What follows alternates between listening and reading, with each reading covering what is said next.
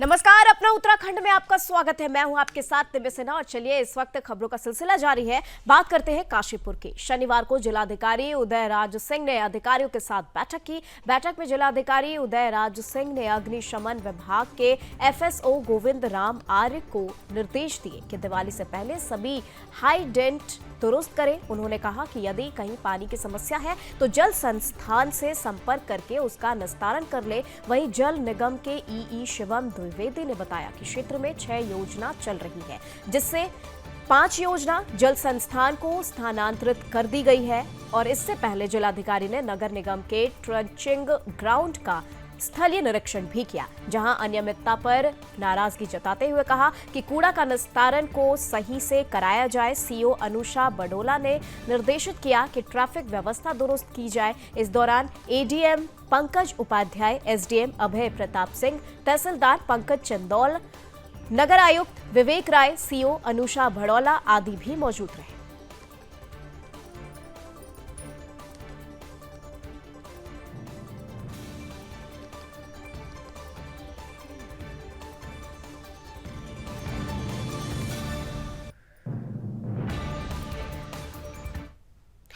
वहीं हरिद्वार दौरे पर पहुंचे हैं शहरी विकास मंत्री प्रेमचंद अग्रवाल ने नगर निगम और हरिद्वार रूट के विकास प्राधिकरण की 2 महत्वपूर्ण योजनाओं का निरीक्षण किया। प्रेमचंद अग्रवाल ने सराय में बन रही नगर निगम की गौशाला का निरीक्षण कर अधिकारियों से इसके संबंध में जानकारी ली। इसके बाद एचआरडीए द्वारा बनाए जा रहे शहीद स्मारक पार्क पर पहुंचे मंत्री प्रेमचंद अग्रवाल ने पार्क की विशेषताओं के बारे में जानकारी ली। प्रेमचंद अग्रवाल ने एचआरडीए के कामों की सराहना भी की और उन्होंने कहा कि एचआरडीए हरिद्वार में कई नवाचार भी कर रहा है। 1 करोड़ 90 लाख की लागत से बनकर तैयार हो रहे शहीद पार्क का जल्द उद्घाटन किया जाएगा।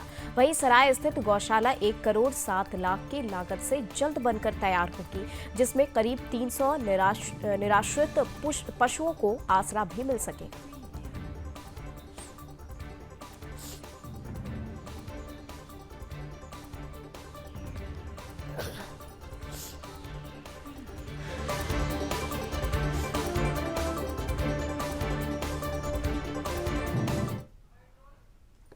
समझ रहा हूँ कि एचआरडीए लगातार एक नवाचार हमारे यहाँ कर रहा है। पिछले दिनों आपने देखा हो कि अनेकों जो हमारे यहाँ एचआरडीए द्वारा काम किए गए उसका निरीक्षण किया। आज मैं इस पार्क पे खड़ा हूँ, जिसको यहाँ के लोग 23 मार्च जिस दिन शहीद दिवस होता है, लोग यहाँ के श्रद्धांजलि करते थे। इस पार्क को डेवलप किया है, जिसकी कीमत 1 करोड़ 90 लाख है और खूबसूरत पार्क बना है। यहाँ घूमने के लिए है, यहाँ पे ग्रीनरी है, यहाँ पे लाइट्स हैं, फाउंटेन है और शहीदों के आपने देखा कि सामने आप देख रहे होंगे, उनके नाम पे ये पार्क रखा गया है। तो बहुत जल्द इसका उद्घाटन करेंगे और मुझे ऐसा लगता है कि इसका नाम भी एक अच्छा पार्क हम रखेंगे ताकि लोग इससे आकर्षित हों। यहाँ देखिए सामने माँ के दर्शन हो रहे हैं, शिव जी की मूर्ति के दर्शन हो रहे हैं, गंगा का किनारा है। इधर हम गंगा की तरफ बढ़ सकते हैं, इधर हम अपना बैराज देख सकते हैं। वही खबर हरिद्वार जिले से, जहां की अपनी तेज तरार छवि से लेडी सिंघम ने नाम से मशहूर ड्रग्स इंस्पेक्टर अनीता भारती ने एक बार फिर अपनी संवेदनशीलता से सभी का दिल जीत लिया। बता दें, जहां अनीता भारती ड्रग्स माफियाओं के लिए सख्त कार्रवाई करती नजर आई, वहीं मजबूर और बेसहारा लोगों के प्रति उनका मिजाज बेहद नरम है। इसी नरमी और इंसानियत का भावनात्मक दृश्य बहादुरबाद के वर्धा आश्रम में देखने को मिला है। बता दें, जहां दिवाली के मौके पर अनीता भारती बुजुर्गों से मिलने पहुंची। आश्रम में बुजुर्गों का दुख दर्द सुनकर अनीता भारती खुद को रोक नहीं पाई और उनकी आंखों से आंसू भी छलक उठे। उनकी भावनाओं को देख बुजुर्ग महिलाएं भी भावुक हो उठी। इंस्पेक्टर अनीता भारती का ये मानवीय पक्ष सोशल मीडिया पर भी तेजी से वायरल हो रहा है, जहां लोग उनकी जमकर सराहना कर रहे हैं। लोगों का कहना है कि एक अधिकारी में ऐसा ही संतुलन होना चाहिए, अपराधियों के प्रति सख्त और मजबूरों के लिए सहारा बनना चाहिए।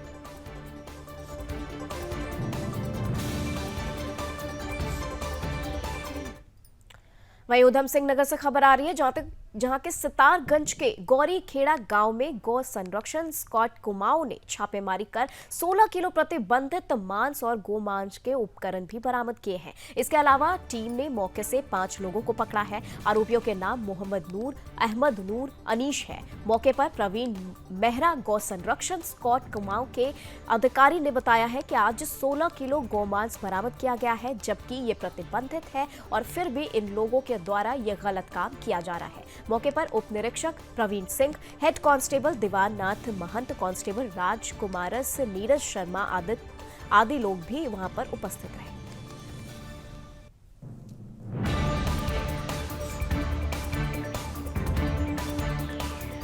तो बता दूं, उधम सिंह नगर से आप देख रहे हैं, जहां पर गो मांस का 16 किलो का गोमांस यहां पर पकड़ा गया है, बरामद किया गया है। 5 आरोपियों को यहां पर गिरफ्तार किया गया है। मौके पर उप निरीक्षक, हेड कांस्टेबल भी मौजूद रहे हैं। बड़ी खबर आप उधम सिंह नगर से देख रहे हैं, जहां पर गो मांस यहां पर पकड़ा गया है। यहां पर 5 आरोपियों को गिरफ्तार करते हुए 16 किलो गो मांस बरामद किया गया है। गौ संरक्षण स्कॉट कुमाऊं की ये बड़ी कार्रवाई यहां पर देखी गई है। मौके पर उप निरीक्षक, हेड कांस्टेबल भी मौजूद रहे।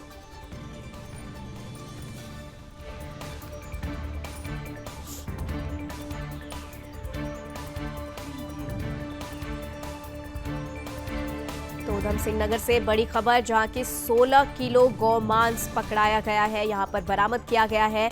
इसी के साथ आपको बता दें, यहां पर मौके पर उप निरीक्षक और हेड कांस्टेबल भी मौजूद रहे हैं। गौ संरक्षण स्कॉट कुमाऊं की ये बड़ी कार्रवाई सामने आ रही है। उधम सिंह नगर से बड़ी खबर।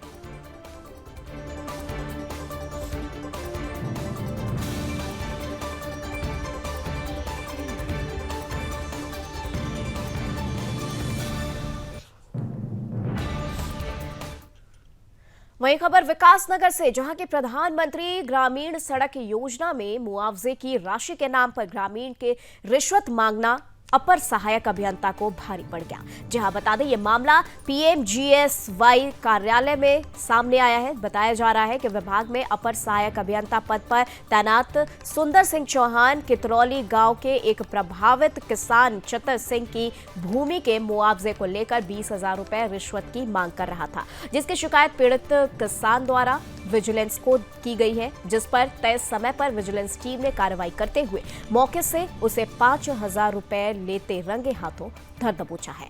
अचानक हुई इस कार्रवाई से कार्यालय में हड़कंप मच गया। विकासनगर की बड़ी खबर आप तक।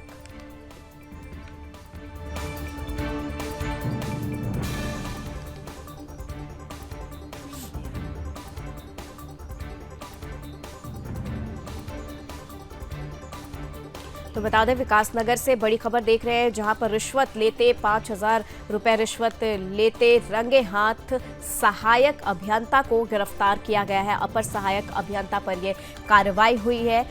अपर सहायक अभियंता को रिश्वत लेते पकड़ा गया है। विजिलेंस टीम ने रंगे हाथों रिश्वत लेते धर दबोचा है। पीड़ित किसान द्वारा शिकायत के बाद विजिलेंस की ये कार्रवाई सामने आई है।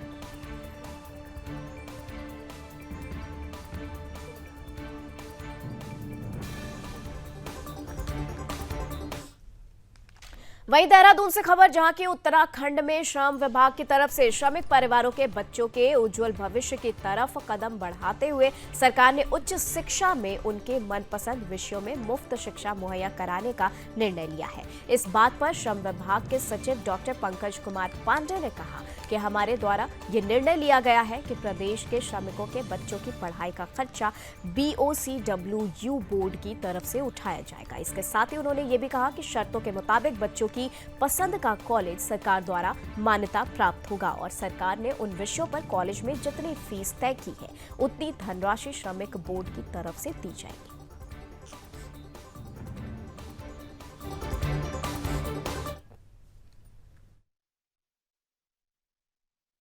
BOCW एक बोर्ड है जिसमें कंस्ट्रक्शन वर्कर्स की फैमिलीज को सपोर्ट किया जाता है। हम लोग उनको स्कॉलरशिप देते हैं, उनकी पढ़ाई के लिए देते हैं, उनके हेल्थ के लिए देते हैं।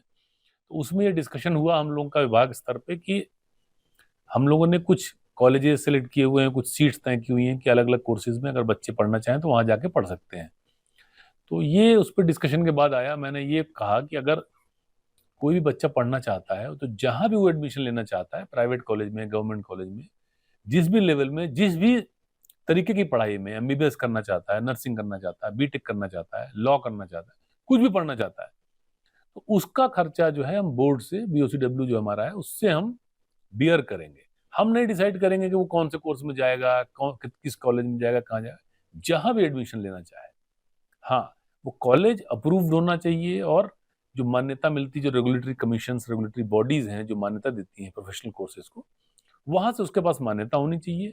और जो गवर्नमेंट ने फीस डिसाइड की हुई है, क्योंकि जितने भी प्रोफेशनल कॉलेज उनकी फीस गवर्नमेंट डिसाइड करती है, प्राइवेट कॉलेज की भी, तो जो गवर्नमेंट ने फीस डिसाइड की उतना पैसा बोर्ड देगा।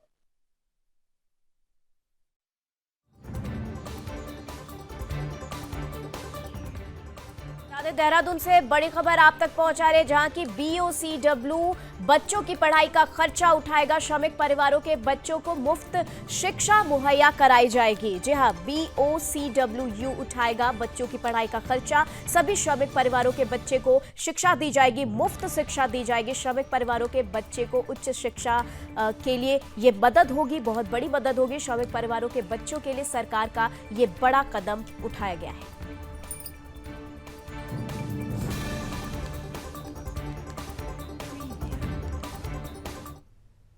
चलिए इसी के साथ खबर लाल कुआं से, जहां की हल्द्वानी स्थित बेरी पढ़ाओ ग्राफिक एरा हिल यूनिवर्सिटी में कुमाऊं भर के कक्षाएं 11 और 12 के छात्रों को एक साथ लाने वाली रोमांचक क्रीड प्रतियोगिता ब्रेन वेव 2.0 का हाल ही में आयोजन किया गया। इस प्रतियोगिता में कुमाऊं के सभी 6 जिलों के लगभग 100 से विद्यालयों ने भाग लिया है। 100 से ज्यादा विद्यालयों ने भाग लिया है, जिसके बाद लगभग 50 विद्यालय अगले दौर के लिए भी कैंपस आए हैं, जहां कैंपस में इन विद्यालयों के बीच पहले 2 राउंड्स में लिखित प्रतियोगिता हुई। इनमें सामान्य ज्ञान, करंट अफेयर्स, विज्ञान, गणित, इतिहास और अन्य विषयों से संबंधित प्रश्न पूछे गए हैं। वहीं 2 राउंड्स के बाद अंतिम राउंड के लिए 8 टीमों का चयन किया गया। वहीं फाइनल राउंड के बाद विजयी होकर भारतीय इंटरनेशनल पब्लिक स्कूल हल्द्वानी ने 50,000 रुपए की पुरस्कार राशि हासिल की है। वहीं स्वास्थ्य विद्यालय दूसरे स्थान पर रहा और 25,000 रुपए की पुरस्कार राशि जीती,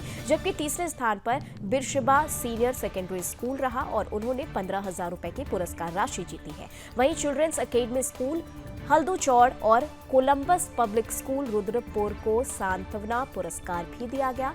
लाल कुआं से ये खबर आप तक पहुंचा रहे हैं।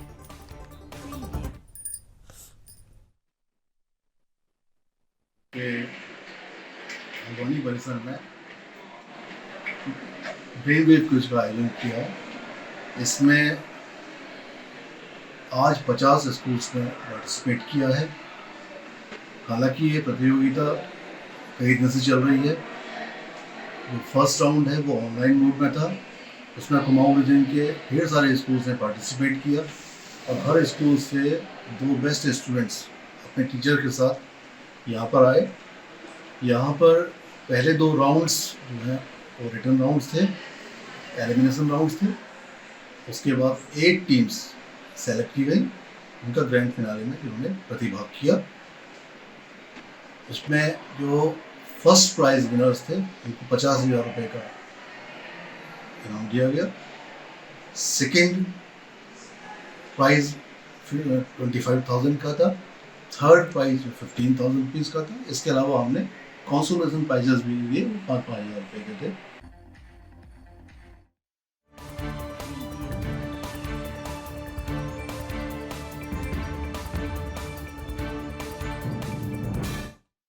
वही खबर मसूरी से आ रही है। मसूरी में तहसीलदार कमल राठौर के नेतृत्व में मसूरी के विकास को लेकर किए जा रहे कामों के संबंधित अधिकारियों के साथ मसूरी के नगर पालिका सभागार में बैठक की गई। इस मौके पर Mussoorie traders and welfare association के अध्यक्ष रजत अग्रवाल और महामंत्री जगजीत कुकरेजा ने मसूरी की कई समस्याओं, जिसमें मसूरी से सीवरेज की बड़ी व्यवस्था और क्षतिग्रस्त सड़कों को ठीक करने के लिए कहा गया है। इस मौके पर रजत अग्रवाल ने कहा कि मसूरी कंपनी गार्डन के साथ अन्य संपर्क मार्गों की हालत बद से बदतर हो गई है और विभाग द्वारा मुख्य मार्गों को ठीक किया जा रहा है। लेकिन संपर्क मार्ग को ठीक करने का काम नहीं किया जा रहा। वहीं नायब तहसीलदार कमल राठौर ने सभी अधिकारियों को मसूरी के विकास के लिए आपस में सामंजस्य बनाकर काम करने के निर्देश जारी किए हैं। उन्होंने ये भी कहा कि मसूरी के सभी विभाग आपस में एक व्हाट्सएप ग्रुप का निर्माण करें, जिसमें सभी विभागों के अधिकारियों को जोड़ा जाए और जो भी कार्य किसी भी विभाग के द्वारा किया जा रहा है वो उसे व्हाट्सएप ग्रुप में डालें, जिससे कि विभागों को एक दूसरे के कामों के बारे में पता लग सके और कामों की गुणवत्ता को भी बेहतर करने के साथ सरकार धन के दुरुपयोग होने से बचाया जा सके।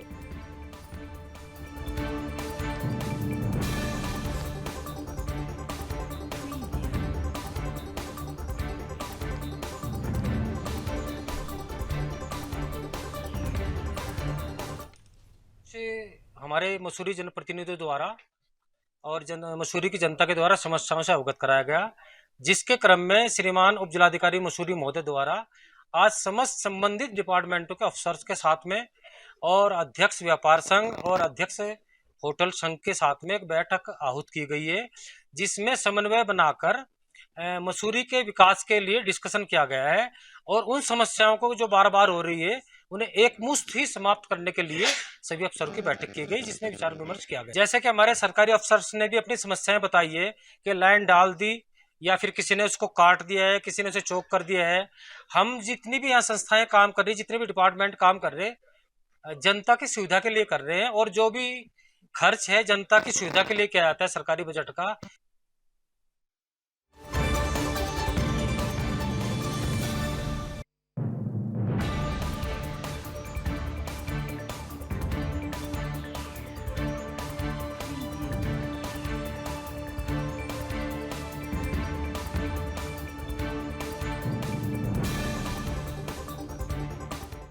तो मसूरी से खबर देख रहे हैं, जहां की नगर पालिका सभागार में ये बैठक हुई है। अधिकारियों को आपस में सामंजस्य बनाने के निर्देश जारी किए गए हैं। मसूरी के नगर पालिका सभागार में ये बैठक आप देख रहे हैं। मसूरी उत्तराखंड से खबर, जहां के अधिकारियों को आपस में सामंजस्य बनाने के निर्देश जारी किए गए हैं।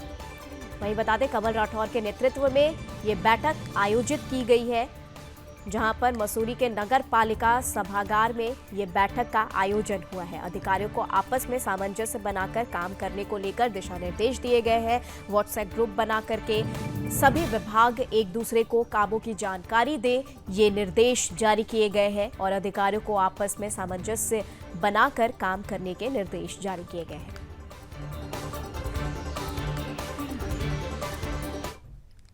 और अब खबर केदारनाथ धाम से आ रही है, जहां के विश्व प्रसिद्ध 11वें ज्योतिर्लिंग श्री केदारनाथ धाम के कपाट जैसे जैसे बंद होने की तिथि नजदीक आ रही है, वैसे वैसे श्रद्धालुओं की संख्या भी बढ़ती नजर आ रही है। हर रोज 13,000 से अधिक श्रद्धालु दर्शनों के लिए धाम पहुंच रहे हैं, जबकि इस वर्ष की केदारनाथ यात्रा अपने अंतिम चरण में है। अब मंदिर के कपाट बंद होने में मात्र 9 दिन ही शेष है और बता दें कि 3 नवंबर को केदारनाथ धाम के कपाट शीतकाल के लिए बंद हो जाएंगे। इस वर्ष केदारनाथ धाम के कपाट 10 मई 2024 को श्रद्धालुओं के दर्शनों के लिए खोल दिए गए थे। तो वहीं अभी तक लगभग 6 महीनों की यात्रा अवधि के दौरान श्री केदारनाथ धाम में 15,03,285 तीर्थयात्रियों ने बाबा केदार के दर्शन कर लिए। आपको ये भी बता दें कि इस साल मॉनसून सीजन के दौरान बीते 31 जुलाई को केदार घाटी में अतिवृष्टि के कारण सड़क मार्ग से लेकर पैदल मार्ग जगह जगह क्षतिग्रस्त हो गए थे, जिस कारण यात्रा कुछ दिनों के लिए पूरी तरह से बाधित भी हो गया था।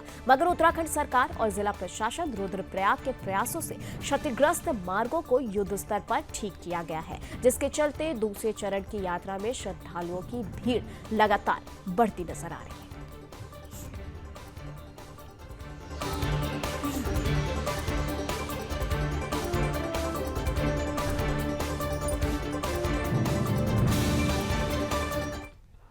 और खबर रुद्रप्रयाग से, जहां के श्री केदारनाथ धाम में पहुंच रहे श्रद्धालुओं को स्वच्छ और साफ वातावरण उपलब्ध हो सके, इसके लिए जिलाधिकारी सौरभ गहरवार ने अधिकारियों को केदारनाथ धाम में लगातार बेहतर साफ सफाई व्यवस्था सुनिश्चित करने के निर्देश जारी किए।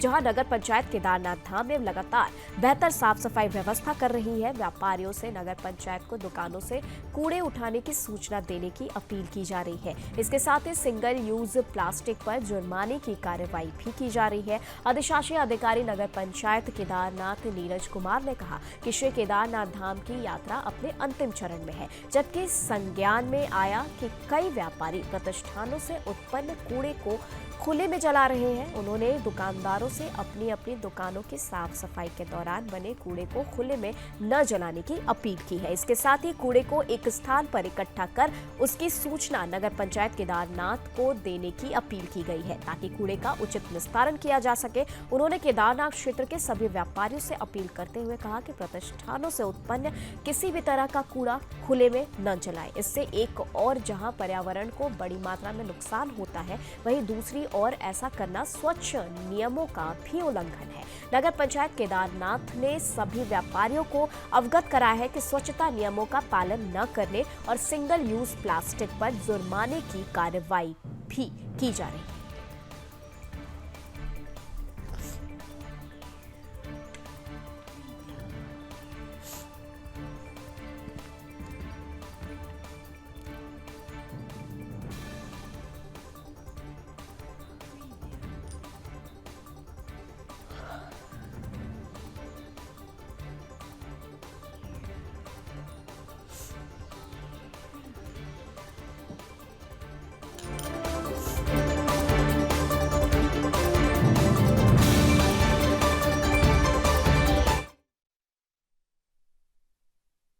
श्री केदारनाथ धाम में संज्ञान में आया है कि कतिपय व्यापारियों के द्वारा अपनी दुकानों का कूड़ा खुले में जलाया जा रहा है। नगर पंचायत क्षेत्र के सभी व्यापारियों से अनुरोध है कि वे अपनी दुकानों से उत्पन्न कूड़ा कचरा न जलाएं। कचरा जलाना न केवल पर्यावरण को नुकसान पहुंचाता है, बल्कि स्वच्छता नियमों का भी उल्लंघन है। इस संदर्भ में नगर पंचायत द्वारा नियमों का उल्लंघन करने वालों पर जुर्माने की कार्रवाई की जा रही है। साथ ही नगर पंचायत केदारनाथ के द्वारा समय समय पर जागरूकता कार्यक्रम भी संचालित किए जा रहे हैं।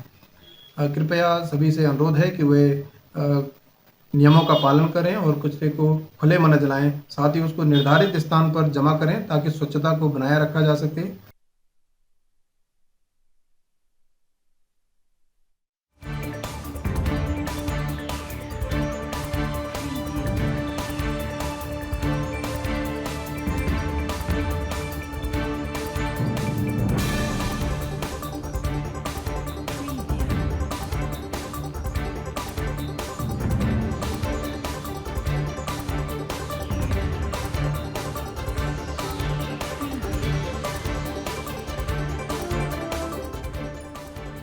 तो बता दें, रुद्रप्रयाग से केदारनाथ धाम की ये खबर आप तक पहुंचा रहे हैं, जहां की सिंगल यूज प्लास्टिक पर जुर्माने की कार्रवाई हो रही है। किसी तरह का कूड़ा खुले में ना जलाने की अपील की जा रही है। पर्यावरण को बड़ी मात्रा में भारी नुकसान पहुंच सकता है प्लास्टिक के यूज से। इसी के साथ डीएम के अधिकारियों को सफाई व्यवस्था के निर्देश भी जारी किए गए हैं। कूड़े की सूचना नगर पंचायत को देने की अपील की गई है। तो बता दें, स्वच्छता को लेकर के केदारनाथ धाम में ये बड़ी पहल सामने आई है।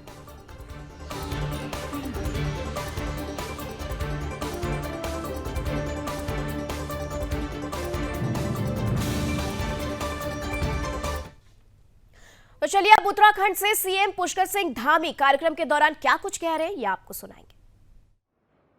प्रमोद बेनवाल जी,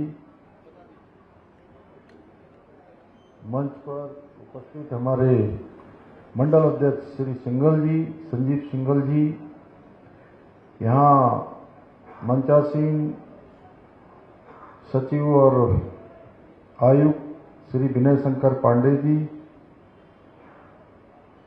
नरेंद्र जोशी जी, अपर सचिव श्री बंशीधर तिवारी जी, हमारे गरब्याल जी समेत सभी अधिकारीगण, सभी उपस्थित परिवहन विभाग के सभी अधिकारीगण, सभी आए हुए अतिथिगण और बड़ी संख्या में आज, क्योंकि मन की बात का कार्यक्रम था, हमारे सभी भारतीय जनता पार्टी के सभी पदाधिकारीगण, सभी कार्यकर्ता भाइयों एवं बहनों और बड़ी संख्या में पधारे सभी हमारे सभी गणमान्य भाइयों एवं बहनों, पत्रकार मित्रों एवं छायाकार बंधुओं, मैं आप सभी का आज इस अवसर पर, आज चूंकि रविवार का भी दिन है और छुट्टी का भी दिन है, जैसा चमोली जी ने बताया और हमारे उद्घोषक जी भी बता रहे थे कि 9:30 बजे से आप सब लोग यहाँ पर आ गए हैं और बड़ी संख्या में आप सब पधारे हैं। मैं आप सभी का हृदय से स्वागत करता हूँ, आप सभी का अभिनंदन करता हूँ और मुझे खुशी है कि आज हम उत्तराखंड परिवहन निगम के बेड़े में 130 नई बसों को शामिल कर राज्य के विकास में एक और महत्वपूर्ण कड़ी जोड़ रहे हैं। लोगों से जुड़ने की एक कड़ी और जुड़ गई है। भाइयों बहनों, ये BS6 मॉडल की जो अत्याधुनिक तकनीकी से युक्त नई बसें हमारे राज्य के परिवहन तंत्र को, लोगों के आवागमन को सशक्त बनाने की दिशा में एक महत्वपूर्ण कदम साबित होगा। ये बसें न केवल हमारे यात्रियों को सुरक्षित, सुविधाजनक और किफ़ायती यात्रा का अनुभव प्रदान करेंगी, बल्कि प्रदेश की आर्थिक, सामाजिक और पर्यटन की जो गतिविधियां हैं उसको भी एक नया आधार और ऊर्जा प्रदान करेंगी और पूरे देश से आने वाले लोगों के लिए भी हमारे राज्य में उनका आवागमन भी आसान करेगी, उनको सुविधा भी प्रदान करेगी। भाइयों बहनों, हम सभी जानते हैं कि हमारे राज्य की जो भौगोलिक और आर्थिक परिस्थितियां हैं वो अन्य राज्यों के मुकाबले अत्यंत ही चुनौतीपूर्ण है। हमारे राज्य में जहां एक ओर ऊंचे पहाड़ और गहरी घाटियां हैं, तो वहीं दूसरी ओर दुर्गम और सुदूरवर्ती ग्रामीण क्षेत्र भी हैं जो बुनियादी सुविधाओं के लिए हमारे परिवहन निगम के नेटवर्क पर ही निर्भर हैं। जिस प्रकार से परिवहन निगम उनको जोड़ने का काम करेगा, उनको आवागमन के लिए सुविधा प्रदान करेगा, निश्चित रूप से उनके जीवन को भी गतिमान बनाने का काम पूरी तरह से परिवहन निगम पर निर्भर होता है। इसके अलावा हम पर्यटन की दृष्टि से भी देखें तो हमारे राज्य में कई महत्वपूर्ण क्षेत्र हैं जो हमारे राज्य की अर्थव्यवस्था, व्यापार। तो चलिए फिलहाल के लिए अपना उत्तराखंड की खबरों में बस इतना ही। देश दुनिया की तमाम खबरों के लिए देखते रहे सुदर्शन न्यूज। जय हिंद।